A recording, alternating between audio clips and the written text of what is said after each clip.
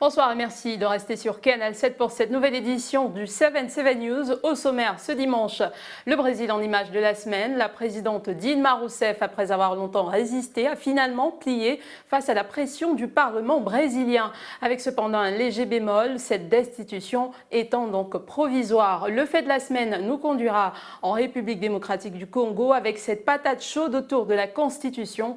La Cour constitutionnelle vient d'arrêter sur interprétation de l'article 70 de la Constitution concernant le mandat présidentiel, une autorisation pour le président congolais de rester en fonction bien après 2016 si la présidentielle était reportée. Une décision qui a suscité au sein de la classe politique congolaise de vives réactions et même des appels à manifestations publiques. Trois sujets compléteront notre émission de ce soir. D'abord, un économique avec Marielle Biogou. Nous reviendrons sur le dernier forum économique de Kigali et ses résolutions. Ensuite, un sujet environnemental nous emmènera à regarder des récentes inondations en Éthiopie qui ont fait plus d'une centaine de morts.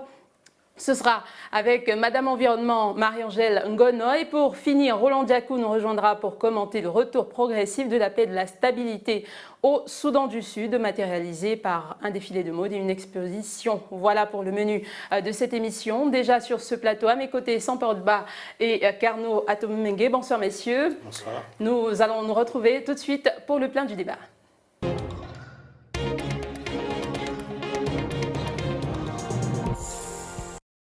Et nous ouvrons comme chaque dimanche par l'image de la semaine qui nous emmène ce dimanche au Brésil. Jeudi 12 mai, le Sénat brésilien a voté la destitution provisoire de la présidente Dilma Rousseff. Son vice-président et rival Michel Temer, lui, a succédé à l'issue d'un vote historique du Sénat ayant mis fin à 13 ans de pouvoir consécutif de la gauche brésilienne. La présidente du Brésil devait être déchue dans 180 jours à l'issue d'un vote final des sénateurs désavoués par une partie de l'opposition et par la grande majorité des parlementaires. L'ex-chef de l'État ne compte pas en rester là.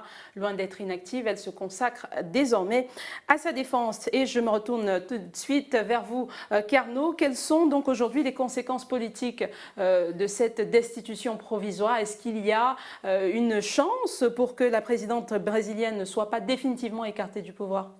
Alors, trois conséquences essentiellement, Blanche, trois conséquences. Premièrement, si la présidente est écartée des responsabilités effectives, elle reste présidente en titre du Brésil. Ensuite, pendant ces 180 jours dont vous avez parlé, Dilma Rousseff va abandonner le palais présidentiel. Elle sera démise de ses compétences, de sa capacité de décision, mais elle conservera l'usage de la résidence officielle. Enfin, le pouvoir va être exercé de façon intérimaire par le vice-président, vous l'avez cité, Michel Temer, élu sur le même programme d'ailleurs que Dilma Rousseff, issu en 2014, mais issu d'un autre parti politique. Il a d'emblée annoncé, contrairement à l'usage en matière de pouvoirs intérimaires, compris comme des pouvoirs de gestion, qu'il allait mettre en œuvre une autre politique, ce qui laisse la classe politique brésilienne ahurie. Alors, que doit-il se passer durant ces 180 jours? Que prévoit la loi, par exemple? Alors, la présidente va être mise en examen et jugée par un organisme parlementaire non judiciaire, à savoir le Sénat, qui se situe dans l'opposition aujourd'hui au Brésil, au terme de la procédure. Et après que la présidente ait eu l'opportunité de présenter ses arguments, les sénateurs devront prendre une décision finale à la majorité qualifiée des 2/3, c'est-à-dire 54 sénateurs sur les 81 que compte le Sénat brésilien. A priori, cette majorité est d'ores et déjà acquise. On peut considérer que le jugement est déjà connu puisque jeudi dernier, le jeudi 12 mai, ce sont 55 voix qui se sont prononcées contre la présidente, soit une voix de plus que la majorité qualifiée. Il y a donc de grandes probabilités pour que la décision prise en séance plénière par les sénateurs le 12 mai dernier soit confirmée au terme de la procédure de destitution qui est en cours. Et donc peut-être juste pour compléter, à la suite de cela, il devra avoir d'autres élections ou alors le président intérimaire devra assumer jusqu'à la prochaine élection présidentielle? Le président va assumer une transition jusqu'à la prochaine présidentielle. Alors, Sampor, est-ce qu'on pourrait revenir avec vous sur ce qui est à l'origine de ce scandale? C'est quoi l'histoire de Dilma Rousseff et de sa destitution aujourd'hui? Il faut dire que Dilma Rousseff est finalement victime de la plus importante affaire de corruption du Brésil moderne.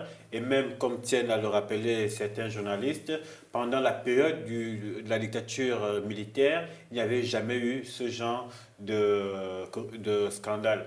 À l'origine de cette chute de Dilma Rousseff, il y a le scandale de corruption Petrobras, la compagnie nationale de pétrole. Ce scandale met en évidence l'existence de commissions versées à des personnalités politiques en échange de leur implication dans des contrats publics et des contrats publics malheureusement surfacturés. L'affaire touche à son début, ou du moins touche principalement 5 partis politiques, dont des membres du parti de la présidente Dilma Rousseff, c'est-à-dire le Parti des travailleurs, ainsi que des membres des partis du centre et de la droite faisant partie de la coalition au pouvoir. Le parti du mouvement démocratique brésilien, notamment, et le parti progressiste, nous l'avons quand on en a parlé. Le fait est que Dilma Rousseff, finalement, n'est pas nommément citée dans cette affaire. Elle ne l'était pas au début. À la tête du ministère, elle était, disons, à la tête du ministère de l'énergie entre 2003 et 2005. Et c'est à ce titre qu'elle a été à la tête du conseil d'administration de Petrobras et donc informée des manipulations effectuées. Une enquête judiciaire sur sa campagne électorale présidentielle de 2014 a été donc lancée. En août 2015, environ 500 000 personnes manifestaient déjà pour demander la décision de Dilma Rousseff. Vous voyez que c'était un vieux problème, puisqu'on était à la veille de la Coupe du Monde. Voilà, la cote de popularité de Dilma Rousseff a baissé, a chuté jusqu'à 8%. Plusieurs de ses soutiens politiques et collaborateurs ont été arrêtés et emprisonnés. Delcy do Amaral, sénateur et ancien chef du Parti des travailleurs au Sénat impliqué dans le scandale Petrobras, affirme d'ailleurs que début mars, en tout cas il a affirmé début mars que des pots de vin provenant des contrats surfacturés liés à la construction du barrage de Belo Monte en Amazonie ont bénéficié directement à Dilma Rousseff qui, selon lui, savait tout. Le tribunal suprême fédéral inclut ces accusations dans le dossier d'enquête sur Petrobras le 21 avril dernier. De son côté, Otávio Azevedo, ancien PDG de la deuxième société de BTP du Brésil, déclare aux enquêteurs travaillant sur le scandale Petrobras que les millions de dollars destinés aux campagnes électorales de Dilma Rousseff provenaient en fait des dessous de table liés au groupe pétrolier via des surfacturations. Tout cela réuni a fini par condamner Dilma Rousseff et donc c'était difficile qu'elle s'en sorte. Alors, Carnot, c'est vrai que c'est une histoire qui touche le Brésil, mais ce genre de scandale n'est pas étranger à l'Afrique. Comment, ou bien, est-ce que vous pensez que dans le contexte politique actuel africain, les démocraties africaines pourraient vivre pareil scénario ?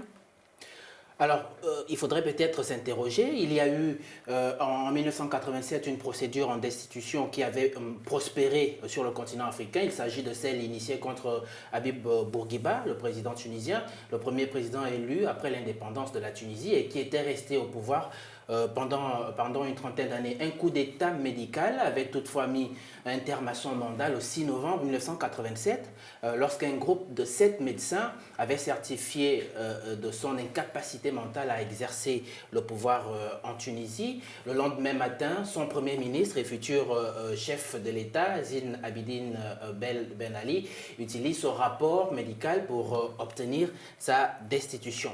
Cela fut fait. Après cet épisode, aucun chef d'État africain n'était plus tombé dans ce panneau. D'abord parce que personne ne laissait plus rien au hasard sur le continent africain. Ensuite parce que le jeu politique leur commande actuellement de s'assurer d'une majorité confortable au Parlement pour parer à toute éventualité. Deux exemples très récents nous le montrent. Le premier, le président sud-africain Jacob Zuma vient d'échapper à la destitution. La Cour constitutionnelle l'a reconnu coupable de violation de la Constitution le 31 mars dernier. Après cette décision de justice, l'opposition a déposé une motion de censure contre le président qui est issu de l'ANC, parti majoritaire à l'Assemblée nationale en Afrique du Sud. La procédure, comme vous l'imaginez bien, n'a pas prospéré car il fallait au moins 2/3 des voix. Résultat, 233 députés se sont prononcés contre la destitution le 5 avril dernier et 143 pour. Donc Jacob Zuma est resté au pouvoir.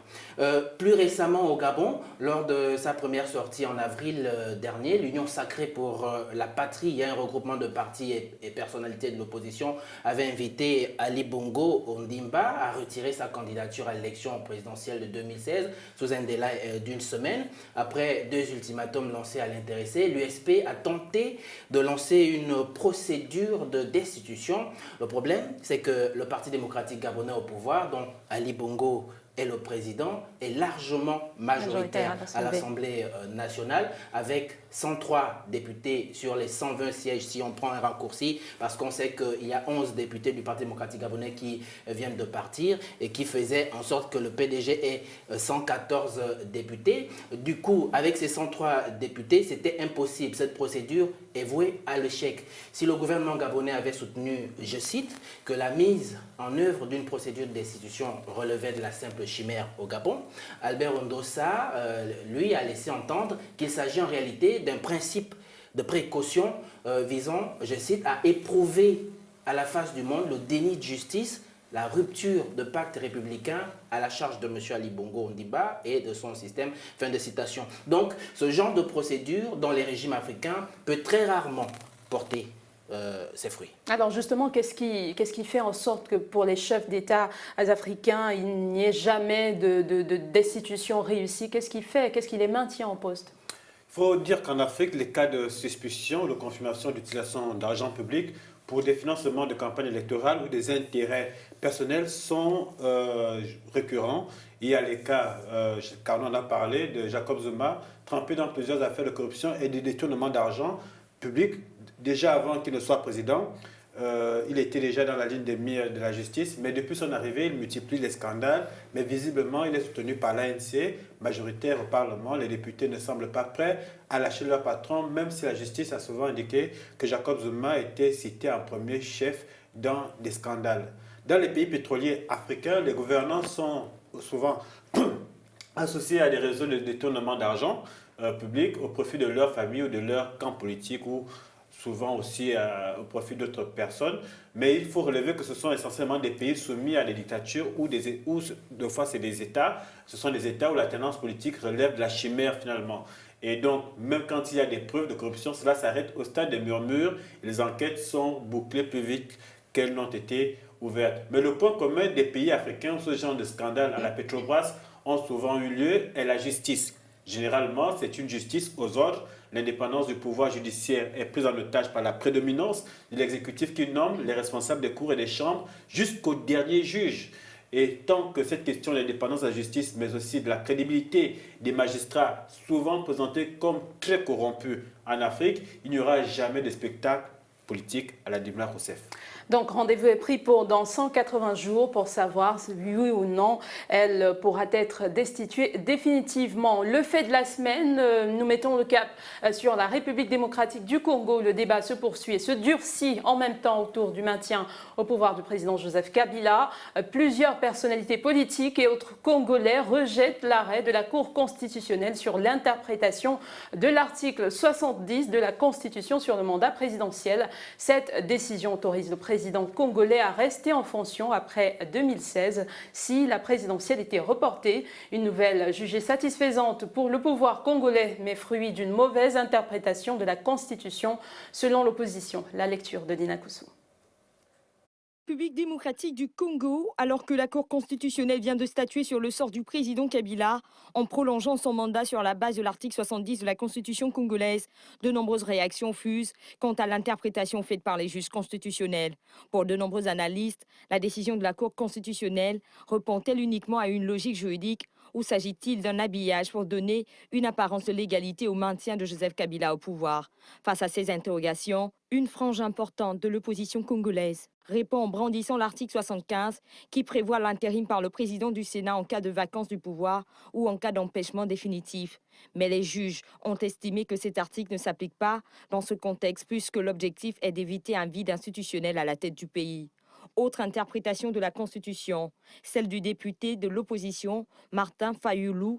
Pour lui, il faut bien s'appuyer sur l'article 70 sans dissocier le reste de la Constitution et notamment l'article 73. Ce dernier oblige la commission électorale à organiser le scrutin 3 mois avant la fin du mandat du chef de l'État. Pour le président des forces acquises au changement, la CENI va devoir tenir les délais pour la présidentielle et législative. De l'avis de nombreux observateurs, cette prolongation du mandat du président congolais Kabila par la Cour constitutionnelle laisse planer les doutes d'une possible révision constitutionnelle par l'actuel homme fort de Kinshasa. Alors Carnot, le fameux article 70, la pomme de discorde, est-ce qu'il est véritablement bien interprété par la Cour constitutionnelle? Absolument, c'est véritablement la pomme de discorde actuellement en République démocratique du Congo.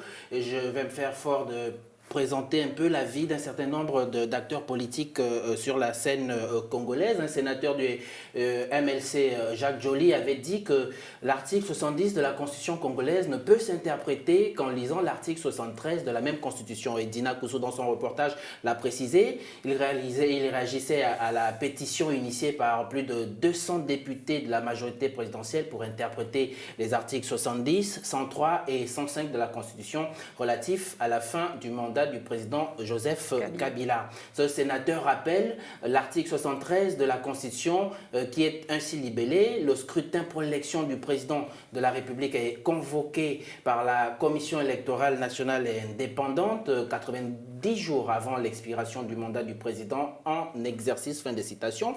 En réalité, on demande interprétation lorsqu'il y a obscurité. Or, dans ce cas, selon le sénateur, tout est clair. Lorsqu'il y a clarté, il n'y a pas d'interprétation à faire. En effet, quand on lit, Blanche, cet article 70, il n'y a que 2 alinéas. Les choses sont plutôt claires. Le premier fixe la durée du mandat du président pour 5 ans, renouvelable une seule fois. Cette disposition est soutenue par l'article 220 de la Constitution.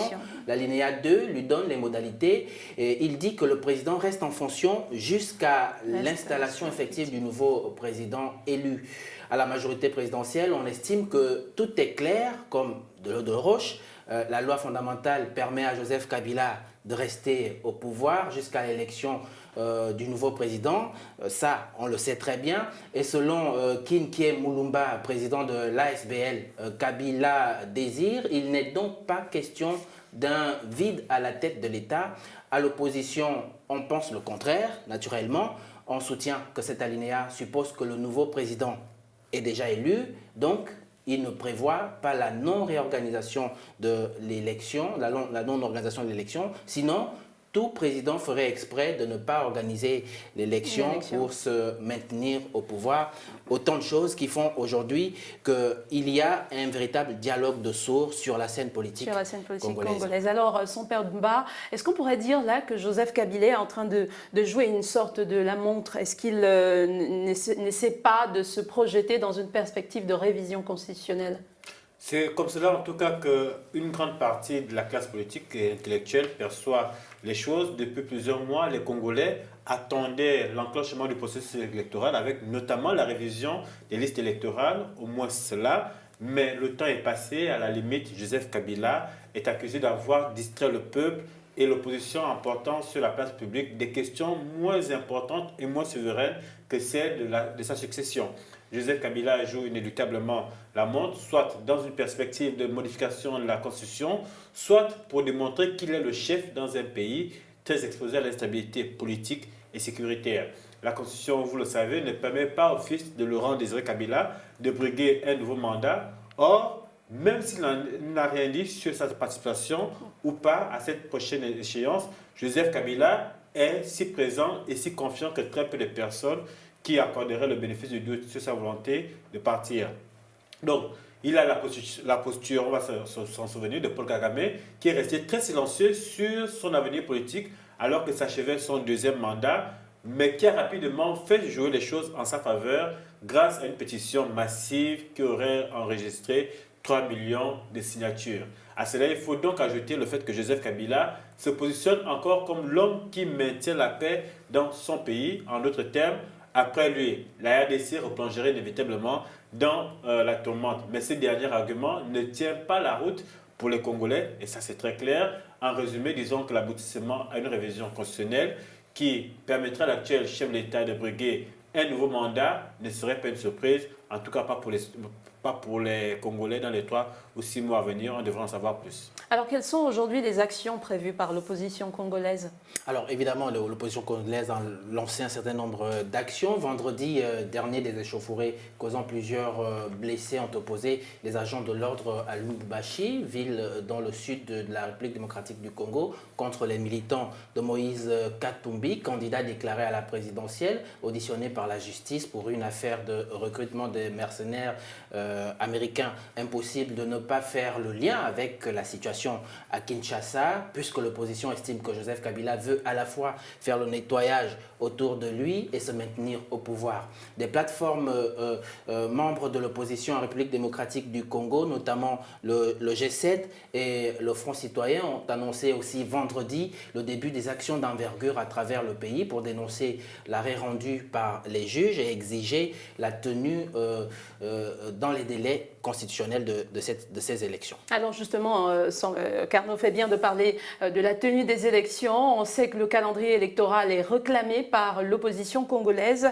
et d'ailleurs la société civile et la communauté internationale. Est-ce qu'une tenue de cette présidentielle au-delà du délai constitutionnel serait ou est-elle un acquis pour le Congo? Ce n'est pas un acquis, alors là pas du tout. Le gouvernement estime d'ailleurs que l'opposition dirigée par Vital Kamerhe, Moïse Katumbi et Etienne Tshisekedi interprètent mal les propos de la Cour constitutionnelle. Bon, ça va de soi. La Cour constitutionnelle a seulement indiqué que Joseph Kabila, et ça c'est la position du gouvernement, que Joseph Kabila pouvait rester au pouvoir au-delà des délais constitutionnels et non pas que les élections n'auront pas lieu avant les dates indiquées. Mais évidemment, plus personne n'y croit, ni l'opposition, ni la population, ni même le pouvoir en place à Kinshasa, qui estime que pour organiser une élection crédible, il faut du temps et des moyens.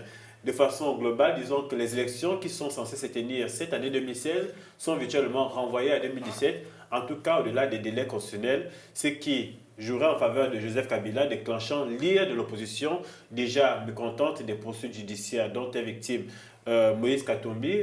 Carnot en a parlé, Moïse Katumbi qui est le nouveau poids lourd de l'opposition. Et on parlait justement de ce dialogue inclusif appelé par la communauté internationale et par les corps diplomatiques et consulaires. Est-ce qu'on pourrait parler aujourd'hui d'une rupture justement du dialogue en RDC?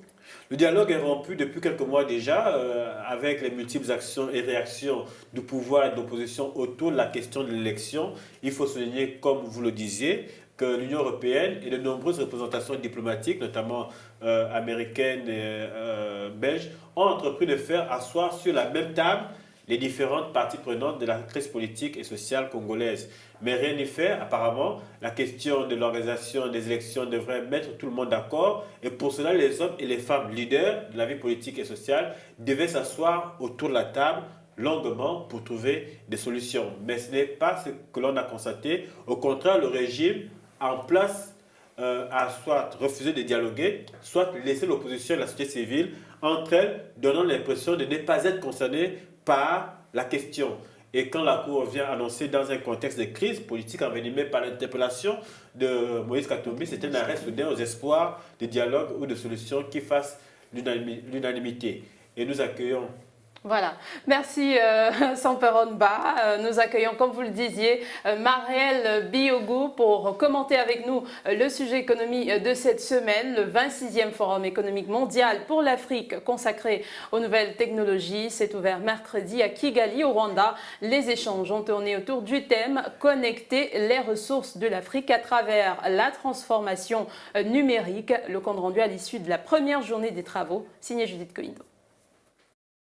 Pendant 3 jours, plus de 1200 participants issus de plus de 70 pays, dont au moins 10 chefs d'État et de gouvernement, vont échanger dans la capitale rwandaise sur le thème « Connecter les ressources de l'Afrique à travers la transformation numérique ».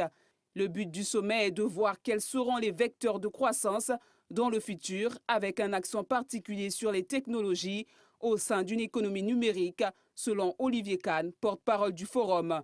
Miser sur le numérique représente une occasion pour les économies africaines de se diversifier. Ce mercredi matin, entrepreneurs, décideurs et membres de la société civile ont commencé à converger au Kigali Conference, un Expedition Village, dans le centre de la capitale, sur le site d'un campus universitaire. Les travaux se sont ouverts notamment avec une première conférence sur l'esprit d'entreprise en Afrique et ses infinies possibilités à laquelle a participé Jeannette Kagame, la première dame rwandaise, au nom de sa fondation Impunto, qui s'occupe notamment de jeunes filles rwandaises. Soulignant toutefois que ce forum intervient dans un contexte de ralentissement de la croissance en Afrique subsaharienne, frappé de plein fouet par la chute des cours des matières premières. Les défis restent nombreux et ils seront aussi abordés pendant ces 3 jours du Forum économique mondial pour l'Afrique, comme le déficit en termes d'électricité sur le continent ou le faible taux d'accès à Internet.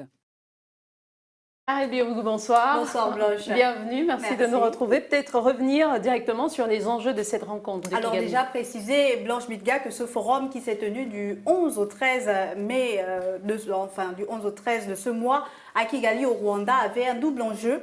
D'abord, d'un point de vue régional, il s'agissait d'accentuer la réflexion sur la diversification économique du continent. Vous savez que ce forum se tient à l'heure où on parle du contexte de chute des cours de matières premières. Il s'agissait donc de placer le numérique, le thème principal de ce forum, au centre même de la révolution actuelle. S'il est besoin de rappeler, le thème de cette 26e édition du Forum économique mondial qui s'est tenu donc à Kigali au Rwanda était donc de connecter les ressources de l'Afrique à travers la transformation numérique. Ensuite, d'un point de vue local, donc pour le pays organisateur même, cette organisation de cette grand-messe économique sur le numérique a permis de placer une fois de plus le Rwanda sous le feu des projecteurs parce que ce pays de la région des Grands Lacs veut en effet devenir un pôle de référence en ce qui concerne les conférences internationales sur le continent et peut être même vu comme un modèle parce que sur le continent, il faut voir qu'il a un taux de croissance assez dynamique puisqu'il a été estimé quand même à 6,9% l'année dernière, donc en 2015. Ce résultat est le fruit de l'usage du numérique dans ce pays d'Afrique de l'Est. Pour faire simple, l'enjeu majeur de ce forum économique mondial était de donner une opportunité à l'Afrique et aux États africains de s'approprier la révolution numérique et surtout d'intégrer ce concept dans la réalisation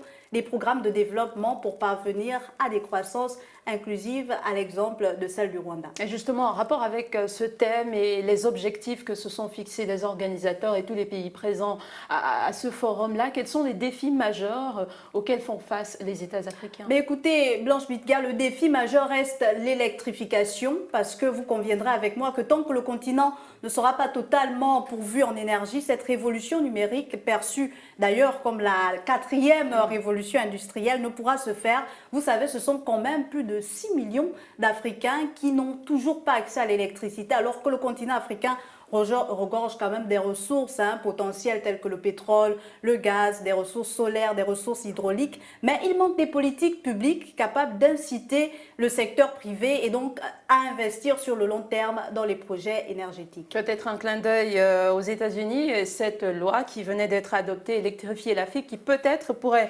être vue comme une issue probable à ce problème-là.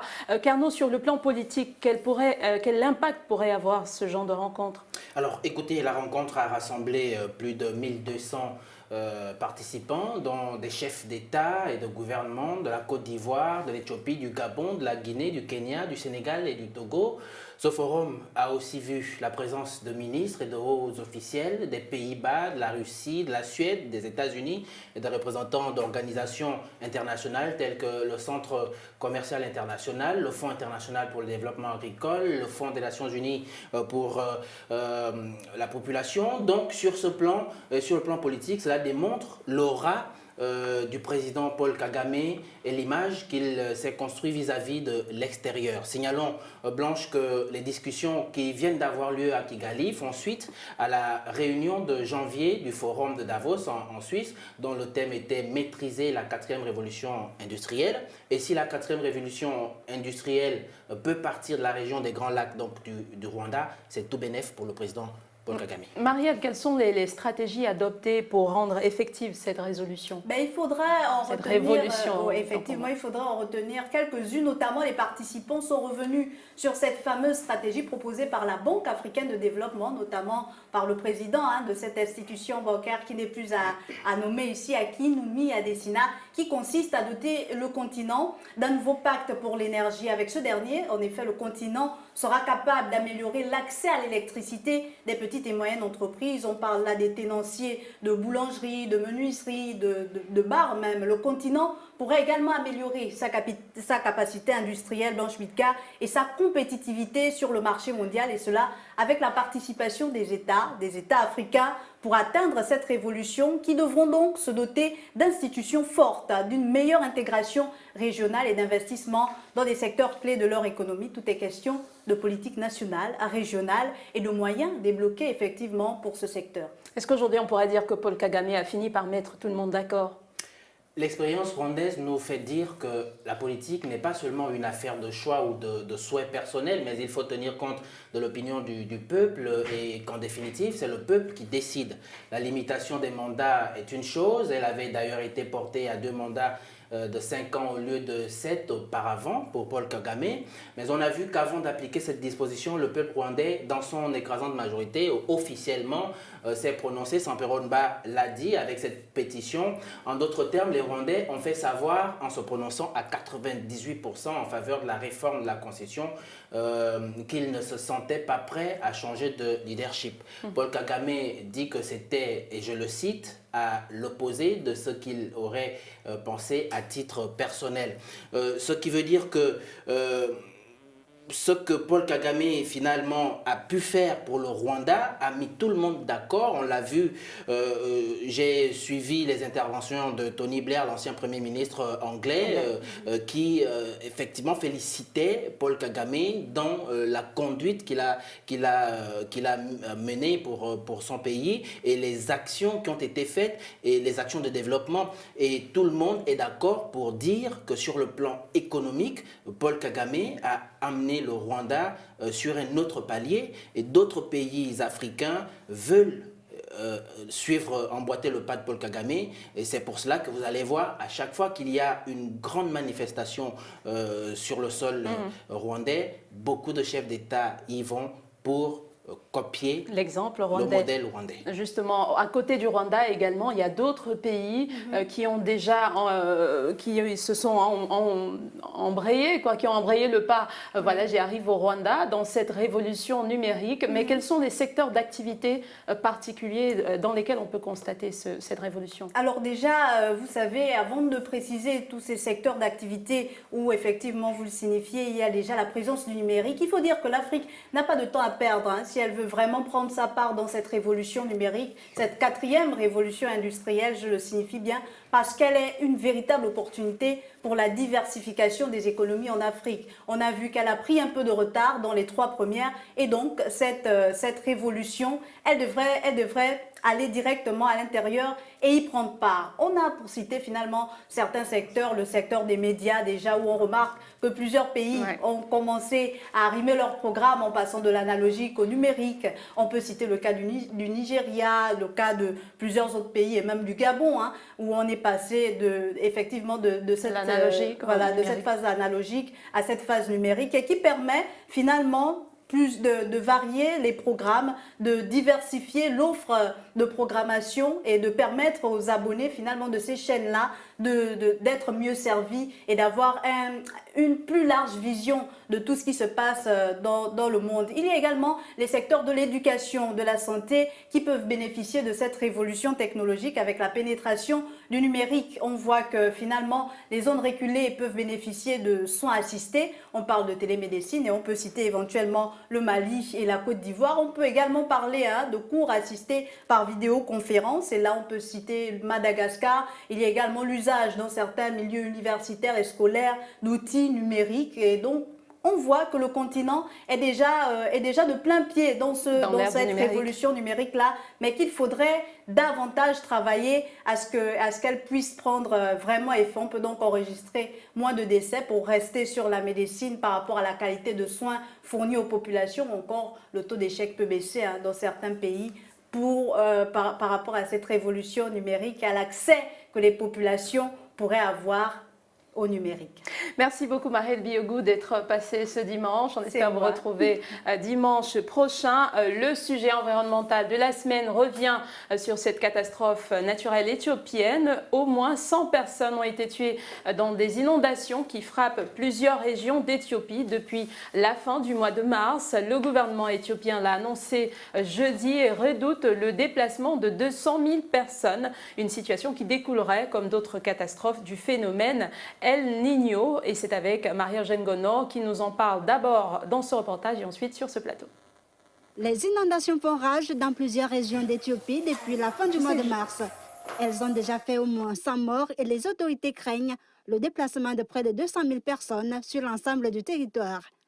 Le Bureau des affaires humanitaires de l'ONU avance plutôt un bilan de 71 morts et près de 20 000 déplacés en raison des pluies torrentielles dans les régions d'Afar, Amara, Tigré, Oromo et Somalie, ainsi que 41 personnes tuées dans un glissement de terrain cette semaine à Volta, au sud du pays. Addis Abeba, la capitale, connaît également des pluies beaucoup plus prononcées que la normale en cette période de l'année. Les évacuations sont en cours dans les zones à risque et le gouvernement éthiopien estime que ces inondations vont affecter plus de 485 000 personnes. Getachew Reda, le porte-parole du gouvernement, a indiqué lors d'une conférence de presse qu'il s'agit d'une catastrophe naturelle causée par le phénomène El Niño.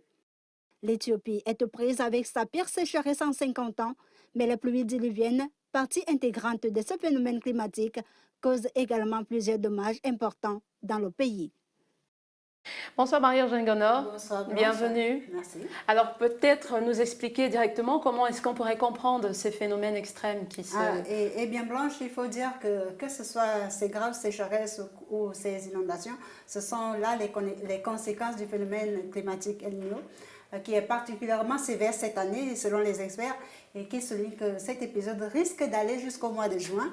Et donc, alors c'est quoi El Niño? Selon les scientifiques, généralement, les eaux du Pacifique Est sont plus froides que celles du Pacifique Ouest. Et donc, cet écart de température est provoqué par les alizés, ces vents réguliers qui soufflent donc, en effet d'est en ouest le long de l'équateur. Et en balayant dans l'océan, ils entraînent les eaux de la surface vers l'Océanie et l'Indonésie, notamment donc la région de l'Asie. Résultat, à l'est, les eaux froides remontent dans des fonds marins pour remplacer les volumes qui ont été transportés par les vents. Mais lorsque les alizés faiblissent, les eaux de surface ne sont plus déportées vers l'ouest et donc les courants froids ne remontent plus des fonds marins, ce qui fait que les eaux plus chaudes de la partie occidentale du Pacifique avancent donc vers l'est et réchauffent cette zone de l'océan. Conséquence, au résultat donc, la température donc, des eaux du Pacifique Est augmente de 4 à 6 degrés Celsius et c'est dans ce réchauffement inhabituel que l'on nomme El Niño. Et donc, le phénomène se produit tous les 2 à 7 ans. Et il faut dire que parfois, jusqu'à 1 an, il faut attendre jusqu'à 1 an pour que la situation se stabilise, pour que les conditions climatiques redeviennent normales. Et donc, la conséquence de ce réchauffement inhabituel est donc les graves sécheresses d'un côté et les inondations meurtrières de l'autre. Et c'est ce que vit l'Éthiopie en ce moment. Alors justement, ce petit rappel contextuel très scientifique était peut-être nécessaire. Ces inondations donc, ont fait 100 morts et de nombreux, des centaines, pour ne pas citer le nombre, de déplacés en Éthiopie. Quelle est à l'heure actuelle la situation exacte? Il faut dire que la fin du mois de mars et notamment le début de ce mois de mai que nous traversons sont dans des périodes très difficiles pour l'Éthiopie, avec ces inondations qui ont fait au moins 100 morts et provoqué près de 200 000 déplacés sur le territoire national éthiopien.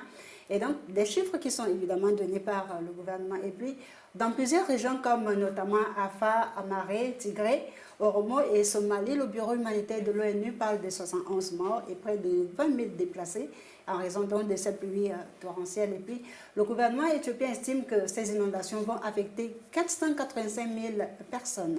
Alors, Carnot, est-ce qu'il y a des mécanismes de prévention pour ce type de catastrophe? Oui, Blanche, nécessairement, c'est d'abord des formations qui doivent être faites aux populations, mais surtout aux médias pour vulgariser les méthodes de prévention. Il faut donc améliorer les connaissances générales sur la réduction des risques de catastrophes. Il faut créer des liens avec les principales parties prenantes pour savoir comment être inclus dans les formations des listes de répartition et obtenir les coordonnées primaires des UNCT, c'est-à-dire des équipes des pays des Nations Unies, donner la priorité à l'envoi de l'information qui est pertinente pour la communauté. Il faut aussi pouvoir faire des rapports sur la réduction des risques et sa gestion, les distinctions entre les envois et les réceptions des informations des autres et des rapports sur les bonnes pratiques ou sur l'inaction sur le terrain. Il faut également renforcer l'action commune concernant la communication pour le développement, mais également il faut amener les populations à être très prudentes, très vigilantes. Il faut aussi que les gouvernements arrivent à bien localiser les populations, ne pas accepter que ces populations s'installent dans des zones à risque où il peut y avoir des éboulements de terrain, où il peut y avoir des inondations. Là aussi, c'est de la responsabilité des gouvernants. Justement, donc vous parlez de cette responsabilité, ce qui veut dire que toutes ces mesures-là, elles incombent à l'État.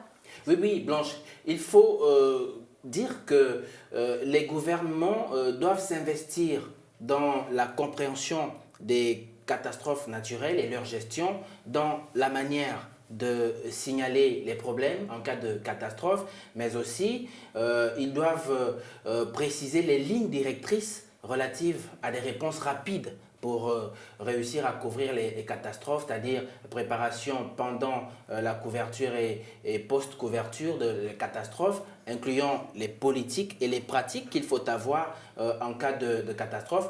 Il faut aussi que les canaux de planification et de la communication efficace des programmes soient ouverts pour le grand public, pour les publics concernés et surtout la participation des auditeurs ou de la communauté qui est impliquée dans cette catastrophe pour amener les populations concernées à mieux se sortir de la catastrophe et peut-être à favoriser la reconstruction plus rapide aussi bien de leur vie que du site qu'ils viennent de quitter. Et pour revenir juste à la prévention, on se souvient de cet atelier abrité par le Gabon à Libreville concernant la géomatique, qui était donc cette science qui pourrait permettre à certains pays, comme le Gabon par exemple, qui est déjà en marche vers son application, de prévoir, de prévenir ce type de catastrophe.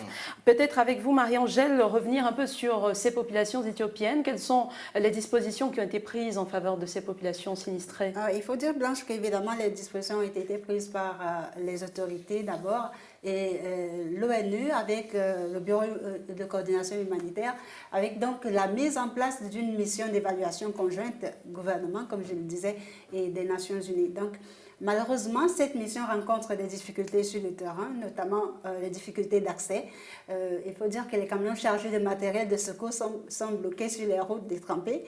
Et cela fait à peu près 3 semaines de cela que ces camions n'arrivent pas à céder aux sinistrés. Il faut également dire que cette mission était allée réévaluer l'ampleur des dégâts et des besoins dans les zones affectées par les inondations et donc doit proposer aux autorités et à l'ONU des recommandations sur les interventions appropriées à faire à l'issue donc de l'opération de secours. Donc après la sécheresse qui a duré un peu plus d'1 an, la plus sévère depuis plusieurs décennies donc en Éthiopie et qui a affecté la sécurité alimentaire de plus de 10 millions de personnes, selon l'ONU bien sûr. Et voilà, les Éthiopiens font une fois de plus face à ces graves inondations. La culture Justement, est-ce qu'on pourrait parler de ce sommet? On a envie de reparler de ce sommet de la COP21 sur le climat. On se demande finalement, il s'est agi de quoi? Quelles sont les résolutions prises quand on voit encore des populations qui souffrent des catastrophes naturelles? C'est justement le moment pour les chefs d'État, les autorités, les gouvernements de voir ce qu'il peut y avoir comme impact lorsque les consignes de protection, de préservation de l'environnement ne sont pas respectées. Les résolutions de la COP21 doivent donc être prises en compte pour essayer d'améliorer la situation. Parce que si ces résolutions ne sont pas prises en compte, c'est d'abord les générations actuelles qui sont impactées, mais les générations futures également seront de plein fouet là-dedans. Donc, les résolutions qui sont prises, qui ont été prises à Paris l'été dernier, doivent donc être suivies par tous les États qui ont participé, tous les États signataires, pour essayer d'améliorer cette situation. Ça, c'est l'Éthiopie, où on voit une situation assez, on va dire, étrange, puisqu'on parle de sécheresse d'un côté et on parle d'inondation de l'autre côté. Ça veut dire que dans les autres pays, on trouvera également le même phénomène qui peut frapper les populations. Vous avez parlé de 100 morts, peut-être un peu plus. Hein. Donc, il faut absolument éviter cela en respectant, en prenant en compte tout ce qui a été pris comme résolution lors de la COP 21. Justement, alors, il faut dire que oui, la majorité des pays africains se sont rendus à New York pour justement signer cet accord en avril dernier. Mais justement, pour revenir un peu, on se souvient de ce pays, le Mexique, si mon souvenir est bon, qui était quand même assez réticent sur cet accord en matière de suivi financier. Il est beau de demander à certains pays en voie de développement de suivre, de respecter les termes de l'accord, mais également il y a le suivi financier. Il devait avoir un accompagnement. Pour le cas de l'Éthiopie, par exemple, elle se retrouve aujourd'hui livrée à elle-même. Oui, ce sont des choses que les instances internationales devraient regarder avec beaucoup d'attention, parce qu'il faut effectivement un suivi financier pour venir en aide aux pays qui en ont besoin. Mais la réticence du Mexique dont vous faites état, c'est aussi le fait que les pays, les plus grands pollueurs, soient eux-mêmes assez mi-figue, mi-raisin dans les résolutions qui sont prises. On parle des États-Unis, on parle de la Chine, qui sont les plus gros pollueurs de la planète, mais qui ne viennent pas clairement dire quelle est la politique qu'ils mettent en marche pour améliorer les conditions de préservation de l'environnement, pour soutenir ces politiques de protection de l'environnement. Là, ça va amener certains pays, comme le Mexique, peut-être d'autres pays sur le continent africain, à être réticents, parce qu'en Afrique, par exemple, on pollue moins qu'aux États-Unis. Mais on subit plus. Mais on subit plus. Et donc, il faut absolument que les gens soient honnêtes, que les chefs de gouvernement et chefs d'État soient honnêtes, que ces chefs de gouvernement et chefs d'État prennent conscience qu'il s'agit là des populations de la planète et peut-être des populations à venir. Il faut pouvoir préserver la planète Terre pour mieux la léguer aux générations futures. Merci Marie-Eugène Gonod d'être passée. C'était donc le sujet environnemental et tout de suite la culture comme élément d'union et facteur de stabilité au Soudan du Sud pour présenter et préserver la culture de la jeune nation, la plus jeune nation au monde. Une fondation a organisé ce 14 mai une exposition de peinture et un défilé de mode à Juba, la capitale du Soudan du Sud. Un événement qui a permis à plusieurs visiteurs d'admirer la richesse culturelle de ce pays. Un défilé pour la paix, revu ici et commenté par Roland Diaco. William Nguyen et la maison de Bani ont organisé un défilé de mode et une exposition de peinture à Juba afin de donner de l'espoir, de la dignité et un meilleur avenir aux femmes et aux familles du Soudan du Sud et de contribuer à la paix, la tolérance, la gentillesse envers autrui et surtout préserver la culture du pays. Nous avons tellement à offrir, même moi qui vis loin du pays, c'est un apprentissage. Chaque jour, j'apprends quelque chose sur les Moudari, les Nuer, les Chuilouk, et je pense que notre génération doit préserver cette culture pour nos enfants. Donc maintenir notre héritage est très important. Pour de nombreux visiteurs, cette initiative est louable et donne la possibilité de découvrir la diversité culturelle sud-soudanaise. C'est vraiment très intéressant parce que cela nous montre toutes les différentes cultures du Soudan du Sud, en termes de vêtements, cuisine. Et j'espère que cela va continuer parce que ça donne une image de notre pays au reste du monde. Et on veut toujours encourager notre peuple à montrer notre culture au reste du monde. Parce que les arts et la culture sont les seules choses qui puissent faire avancer le pays. Depuis que le pays est plongé dans une guerre qui a déjà fait plusieurs milliers de morts, de telles expositions avaient disparu, ce qui avait fait oublier la culture du pays, qui est pourtant riche et diversifiée. Et nous accueillons Roland Diaco. Bonsoir Roland. Bonsoir. Bienvenue. Merci. Alors, pour parler donc de cette exposition et de ce défilé, Roland, au Soudan du Sud, après plusieurs années d'affrontements et de conflits, est-ce qu'on pourrait dire que grâce à cet événement, le Soudan du Sud parviendra à changer l'image qu'elle renvoie au monde et même à sa nation, du point de vue interne ? Bon, il faut dire, Blanche, que ça fait partie des objectifs, même si dans un premier temps, cet événement est organisé pour donner de l'espoir, de la dignité et un meilleur avenir aux femmes et aux familles du Soudan du Sud et de contribuer à la paix, la tolérance et la gentillesse envers autrui. Les organisateurs de ce défilé de mode et de cette exposition peinture donc, se joignent ainsi au gouvernement, en tout cas pour stabiliser la paix et donner une image souriante du pays. Comme vous l'avez précisé, plusieurs années de guerre, la culture était un peu partie, était un tout petit peu oubliée. Donc maintenant, ces organisateurs reviennent un peu devant la scène parce que la stabilité semble être revenue dans le pays. C'est l'occasion pour ces personnes-là, pour des férus de l'art, pour des personnes qui aiment bien valoriser la culture de leur pays, de pouvoir mettre ces cultures en avant, permettre à ce que ce soit des nationaux ou encore des personnes qui viennent de l'extérieur découvrent l'immensité culturelle du Soudan du Sud, donc quelque chose qui est vraiment essentiel et important. On espère bien que les objectifs qui ont été fixés seront atteints au fur et à mesure, parce qu'il y a eu la participation de quelques peintres, même si ce ne sont pas des peintres aussi célèbres ou Justement, encore je voulais vous demander, est-ce que les peintres et les mannequins qui ont défilé, les peintres qui ont exposé, est-ce qu'ils avaient quand même des références nationales, voire internationales, vu que le pays, depuis un certain temps, n'était pas coutumier ou n'était plus coutumier de pareilles activités?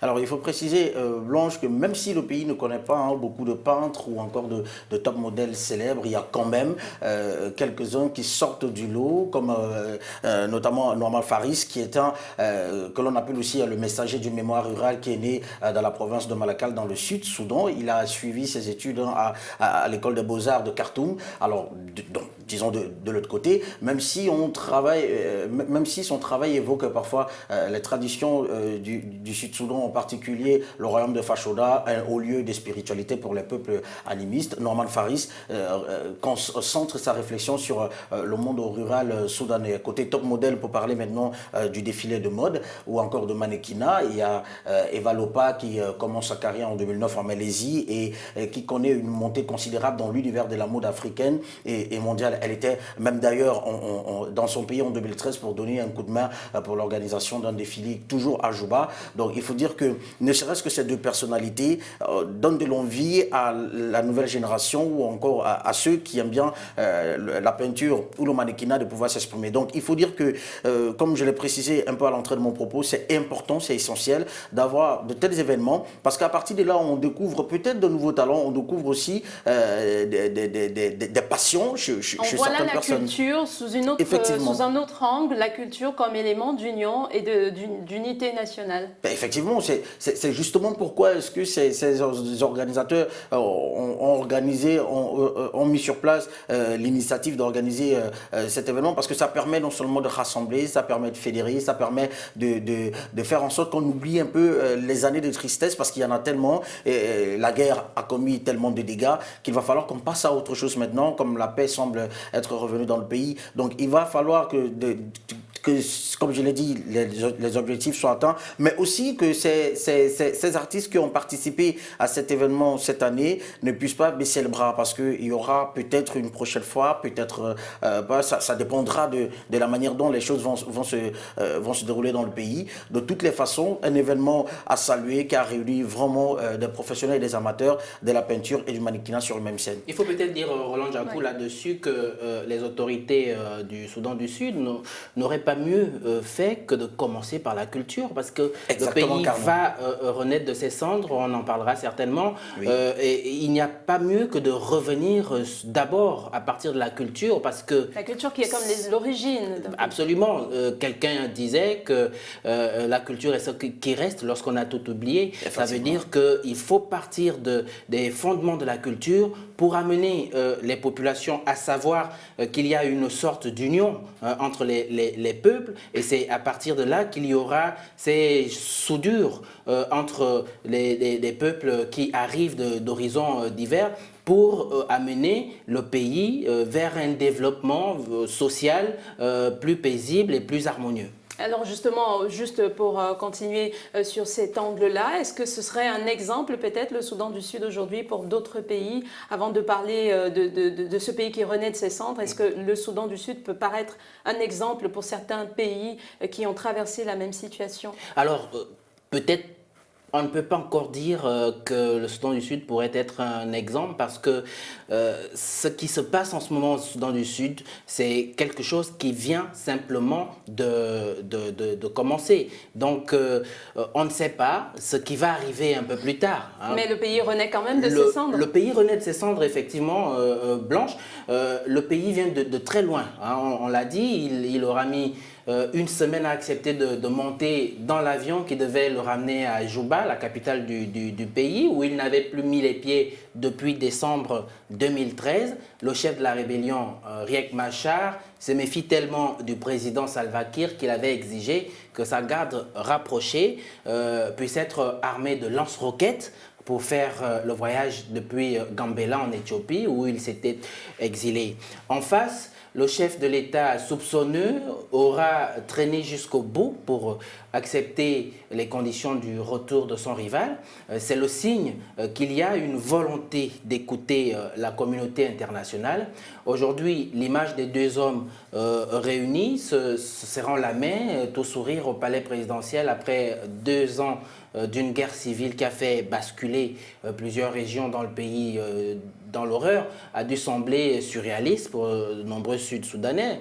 Je présente mes excuses au peuple pour cette situation que nous, les dirigeants, avons provoquée, a dit Salva Kiir lors de la cérémonie de prestation de serment de Riek Machar, qui a retrouvé son fauteuil de vice-président selon le plan prévu par l'accord de paix. Il a encore ajouté, le président Salva Kiir, vous avez été patient tout au long de cette crise. Si Kiir et Machar se sont partagés les 30 postes de ministres du nouveau gouvernement d'union censé mettre fin à la guerre, cela veut dire, Blanche, que tout pourrait aller dans le bon sens avec un peu de volonté de part et d'autre. Même si cette guerre que nous voulons tous oubliés, a pourtant été déclenchée, il faut le dire, par les 2 hommes protagonistes, donc engagés dans un duel à mort pour contrôler la tête de ce jeune État qui a accédé à l'indépendance, faut-il le rappeler, en 2011. Dans tous les cas, on croit bien que l'espoir renaît au Soudan du Sud. Et alors, avant de poursuivre sur le volet culturel, je voudrais revenir un peu sur ces affrontements entre personnes, entre 2 personnes en fait, parce qu'il ne s'agit que de cela, de 2 personnes qui ont fini par mener un combat, mener une lutte qui a eu des retombées sur des centaines d'autres personnes. Absolument, c'est une guerre d'ego, comme on l'a souvent vu sur le continent africain. 2 individus qui se disputent le pouvoir, l'un est déjà installé, l'autre veut s'installer. C'est une guerre d'ego qui a existé entre Riek Machar et Salva Kiir, pourtant qui pourtant étaient des frères. Hein, Est-ce que ce n'est pas un peu absurde pour une nation aussi jeune que le Soudan du Sud de démarrer avec ce genre de conflit? C'est complètement absurde, mais il faut dire qu'il y a eu beaucoup d'influences extérieures dans ce conflit. Beaucoup d'influences extérieures parce que les grandes puissances veulent également contrôler les nombreux gisements de pétrole dont regorge le Soudan du Sud. Cela veut dire que certains ont approché aussi bien Riek Machar que Salva Kiir pour dire nous on peut développer, nous on veut développer, et cela a créé des idées dans la tête des uns et des autres, et c'est ce qui a pu engendrer ce conflit. Donc il faut aussi que les chefs d'État africains, les hommes d'État africains pour être un peu plus large, prennent conscience du fait que lorsque les puissances internationales viennent vers eux pour dire que nous pouvons faire ci, nous pouvons faire ça, ce n'est pas d'abord pour les intérêts de l'Afrique, c'est d'abord pour les intérêts de ces puissances internationales. Donc il faut réfléchir à 2 fois avant de s'engager dans un conflit qui fait des milliers, des centaines de milliers de morts, comme on en a compté au Soudan du Sud. Et ces morts, ce sont des morts gratuites Parce que Riek Au finish. Machar est bien vivant, Salva Kiir est bien vivant. On a vu la même chose il y a quelques années au Nigeria, où il y a eu une guerre de sécession. Les protagonistes étaient bien vivants, mais ce sont des millions de Nigérians qui étaient morts pour rien. Alors, Roland, revenir un peu sur cette exposition et sur ce défilé de mode, parler des créations. Est-ce qu'elles étaient toutes made in Soudan du Sud ou alors on a eu, au vu du contexte, quelques importations de peinture ou alors de tenues?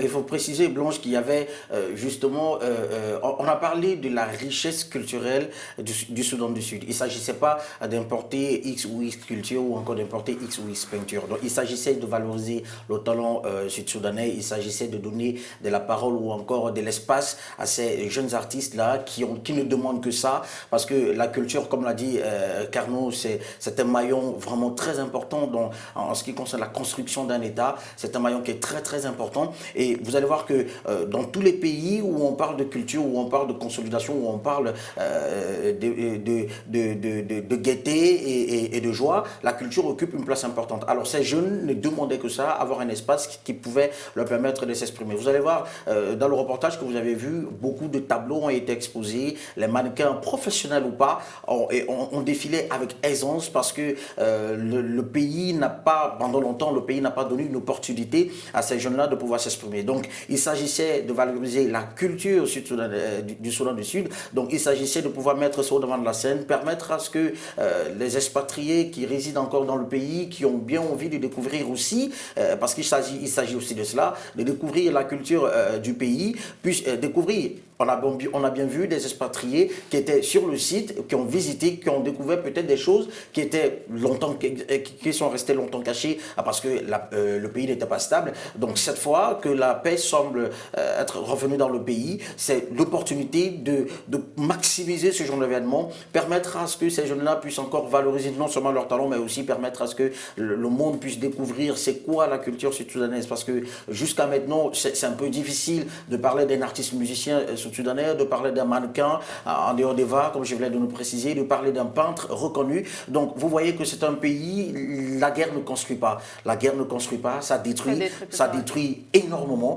et ça fait en sorte que des talents qui sont enfouis en nous restent dans nous. Peut-être que ou alors s'exportent ou s'expatrient. Effectivement, comme Eva qui est partie en Malaisie. Il fallait qu'elle se retrouve en Malaisie pour pouvoir connaître un peu, goûter un peu à la scène de la mode africaine et mondiale. Alors justement, aujourd'hui, dans un pays comme le Soudan du Sud, comment est-ce qu'on pourrait perpétuer ce genre d'initiative, ce genre de projet et susciter également l'arrivée d'autres talents, comme vous le disiez, ceux qui sont partis, qui pourraient revenir, ou alors des talents de l'extérieur pour venir exposer, importer leurs talents au Soudan du Sud?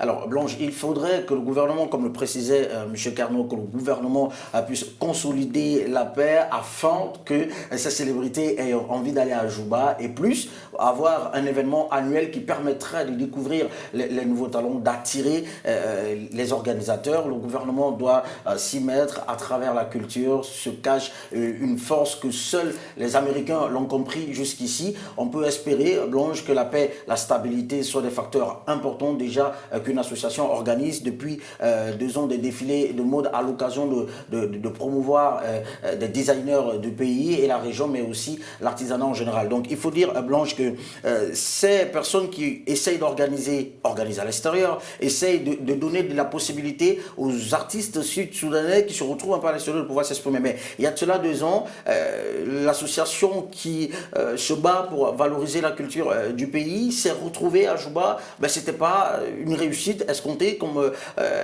on attendait, justement au vu de la situation, ouais. Voilà, au vu du vent qui soufflait dans le pays. Ah, donc il faut préciser, on ne le dira jamais assez, que la paix est quelque chose de beaucoup plus important parce que ça permet à ce qu'il puisse y avoir des investisseurs, pas seulement des investisseurs dans le pétrole et dans tout le reste, parce que la culture, comme je l'ai dit, aujourd'hui les Américains l'ont compris. Les Américains l'ont compris parce que la culture est un maillon important en ce qui concerne... Et d'autres pays africains également, le Nigeria par exemple. Peut-être aussi, voilà. Donc du coup, il faut préciser parce que On ne peut pas développer un pays sans la culture. On ne peut pas. On ne peut vraiment pas. Et c'est malheureux parce qu'il y a encore certains gouvernements qui n'ont pas compris la force de la culture. Les peintres, les artistes graffeurs, les musiciens, les cinéastes, et bien d'autres, toutes ces personnes constituent un maillon important dans la société pour donner de la visibilité à un pays. Par exemple, aujourd'hui, on a entendu parler du Soudan du Sud grâce à la guerre qui a décimé le pays. Mais si à un moment donné, on peut donner de la possibilité à ces jeunes qui ont du talent, qui ne demandent qu'à avoir de l'espace pour pouvoir s'exprimer, de pouvoir le faire, je pense qu'on oubliera peut-être pas, on va pas totalement oublier ce qui s'est passé au Soudan du Sud, mais quand même, les souvenirs voilà, seront justement, quelque peu, voilà, effectivement, donc ça permettrait à ce qu'on puisse regarder le Soudan d'une autre manière, avec une autre vision, peut-être espérer avoir un spectacle d'un certain artiste, comme quoi, je dirais peut-être n'importe quoi, Akon, au Soudan du Sud, qui permettra aussi à ce qu'on puisse découvrir ce pays-là. Donc, il va falloir que ce soit Salva Kiir ou encore Riek Machar, qui puissent comprendre que la jeunesse occupe une place importante dans la construction d'un pays, et que la jeunesse écoute beaucoup plus la culture que les armes qui retentissent derrière la maison. Alors justement, pour sortir définitivement de cette question-là et de cette émission, est-ce que, au vu de la lecture que vous faites de l'actualité au Soudan du Sud, vous pensez que la paix pourrait être définitivement installée là? C'est bon, c'est pas une paix des braves, c'est une paix définitive à votre avis? Alors, l'arrivée à Juba de Riek Machar montre clairement que les deux hommes vont fumer le calumet de la paix. D'accord. Rien n'a pu pousser Riek Machar à rentrer à Juba. Il était dans son coin, il pilotait ses opérations dans son coin. Il aurait pu rester là jusqu'à ce que Salva Kiir tombe, mais il ne l'a pas fait. Il a suivi les conseils de la communauté internationale à travers tous les sommets qui ont été organisés sur la question du Soudan du Sud. Donc il faut pouvoir garder espoir et donner à chacun le bénéfice du doute en disant que les deux personnalités ont finalement mis de côté leur ego et ont pensé au peuple du Soudan du Sud. Aujourd'hui, les deux hommes d'État sont à la tête du pays, ils se partagent le pouvoir, peut-être pas à part égale, mais on a vu dans la distribution des portefeuilles ministériels que... tout le monde est plus ou moins satisfait. Absolument. Il y a eu beaucoup d'attention sur les différents portefeuilles pour ne pas irriter les uns et les autres. Donc on voit bien qu'il y a une sorte d'apaisement qui va accoucher. Et une volonté de maintenir cet apaisement, cette paix, et qui va accoucher de beaucoup de bonnes choses. La première, c'est cette rencontre culturelle qui constitue, je le dis encore, une base importante pour la société du Soudan du Sud. Merci Roland Diakou d'être venu. Merci beaucoup d'avoir été sur ce plateau. Merci à vous Carnot Atomomingue d'être passé. Merci à Sampor Mba et Marie-Angèle Gono ainsi que Marielle Biogou. J'y arrive. Fin de ce 77 News. Merci d'avoir été des nôtres. Bonsoir à toutes et à tous. Bon dimanche et à dimanche prochain.